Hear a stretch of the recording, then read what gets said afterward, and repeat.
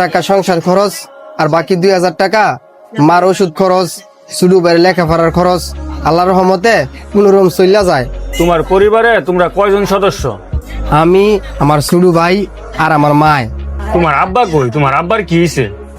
আমি আমার ভাই যখন ছোট আছিলাম তখন আমার আম্মারে ফালাই থুয়া কোন জায়গা বিয়া কইরা আমার আব্বাই ওই সংসারে চইলা গেছে গা। তুমি মনে হয় তোমার মারে অনেক ভালোবাসো না? শুরুত তুই আমরা 2 ভাইয়ে বাপের আদর পাইছি না। আমার মায় অনেক কষ্ট করে খাইয়া না খাইয়া আঙ্গ 2 ভাইরে বড় করছে। তো মারে ভালোবাসতাম না তো কারে ভালোবাসবো? আচ্ছা শুনো ভাই, তোমার এই জুতার দাম আমি কম নিতাম পারি, কিন্তু আমার একটা শর্ত আছে। কি শর্ত ভাই বলেন?